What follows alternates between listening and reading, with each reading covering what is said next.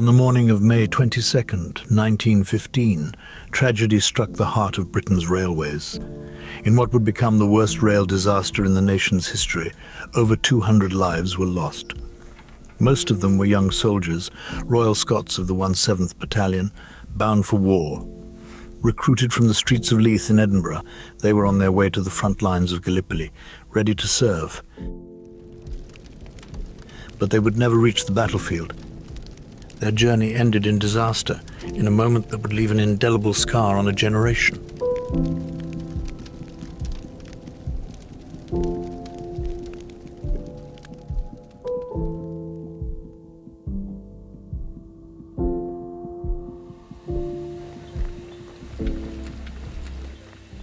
It was a very local battalion. It drew its officers and its soldiers from Leith, Portobello and Musselburgh. They were very much a family affair. Many fathers and sons, and many had been in the battalion for 10, 12, 15 years by the time the war came. They were very close. My father served in the Royal Scots. He joined the 7th Battalion in 1913, and when war broke out, he and all the other 7th officers volunteered for overseas service. They went to Larbert, and at 8:30 p.m. on the 19th of May, they heard that the order to entrain had been cancelled. This was because the troop ship had gone aground in the Mersey, and if that had not happened, the 7th would have travelled on another day and no doubt have reached Liverpool quite safely. Technically, you had to be 17 to join. A number undoubtedly slipped through, saying I'm 17, when I think some were probably as low as 15. They had been waiting since August 1914, and now at last they were going to war.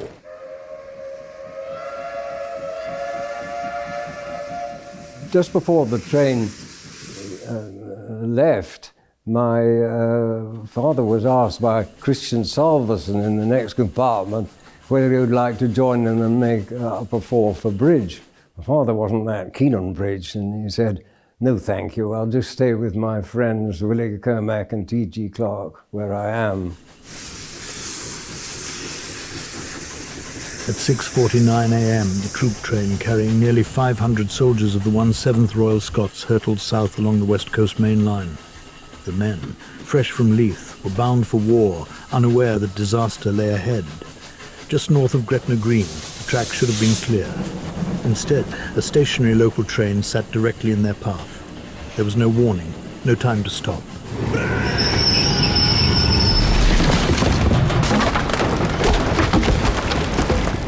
The impact was devastating. Wooden carriages shattered, sending soldiers flying through the wreckage. Within seconds, the scene became a tangle of splintered wood, twisted metal, and broken bodies. Then, another horror. A northbound express, unable to stop in time, slammed into the wreckage.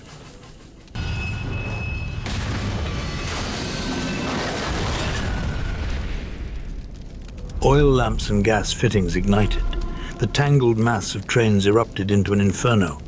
Flames consumed the shattered carriages, and those trapped inside had no way out.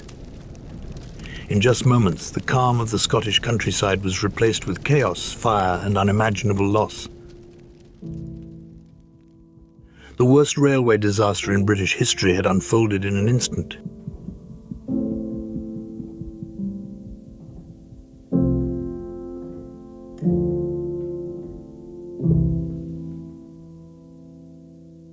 When the crash came, my father was thrown down onto the floor of the compartment amid a shower of water and glass. He must have recovered fairly quickly because he and Willie Kermack managed to take T.G. Clark, who had been badly injured, out of the compartment before it was enveloped in flames. In the next compartment, all the bridge players were killed. Later that morning, there was a sad roll call, and only 5 out of my father's platoon of 45 answered their names. Crichton, AB. Roxburgh, NS. The commanding officer paraded the survivors, and there were 55 soldiers and 7 officers, 62 out of the 498 who'd set out from larboard, who were uninjured or not dead. Thank you, Corporal Crichton. Stand at ease. We arrived just on the border. I looked out and I said, oh, a lovely morning. And then the next thing was the crash. I landed on my face with a pile of stuff on my back, was hanging to the ground, couldn't move. But where my face was, there was a hole where I could see the light, and I smelled fresh air. Then the next thing was there was a second crash, and it made the hole bigger, but I made an attempt and I got out. I got on my feet and I walked along the line, and it was blazing, and the soldiers was trapped. They couldn't get away. They were caught in the fire. And then my leg gave way and I collapsed. What did it feel like waking up to know that over 220 of your comrades had died in that crash? Oh, of course, you see, the point is this, you had no thought for anything like that, you know what I mean?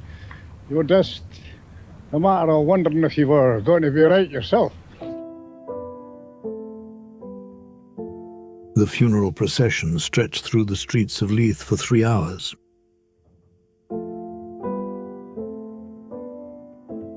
Making its way from the drill hall on Dalmeny Street to the solemn grounds of Rosebank Cemetery. There wasn't a family untouched by the disaster, and it has always been there in the Leith memory.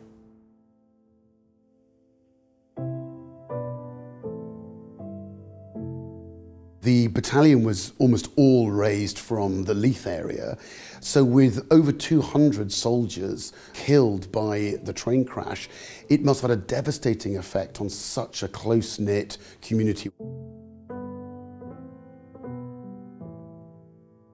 As a parent, you would accept your child going to war as a soldier, but to have a death occur through a train crash must have been a really quite challenging thing to have to come to terms with. After he had recovered from his injuries, he went to Gallipoli, where, still only 21, he was made company commander in action. He then led his troops in a good half-dozen hard-fought battles in Gallipoli, Egypt, Palestine, and the Western Front. He was wounded twice and awarded the Military Cross. 3 weeks after he was demobilized, he wrote my mother a letter including this passage: "Is anyone really happy? I come to wish oftener and oftener that I had been killed sometime during these 4 years." The happy young man of pre-war days was now subject to recurrent depressions which would go on for the whole of the rest of his life. My father tells the story of they were playing cricket in the late 1930s and a ball hit his hand and some glass came out, and he said, "This must be from the train crash." So I think things like the physical impact and the mental impact of the depression meant that it's something that he carried with him, the burden of that terrible crash throughout his whole life. 50 years after the crash, my father lay dying in a nursing home in Edinburgh, semi-conscious and drugged with morphine. The nurse who looked after him on the night he died told my mother that he had talked and talked of a train crash. Nowhere did we lose 216 soldiers within 100 miles of their home, having never got to the war they had so valiantly set out to take part in. And that is something which we will always remember.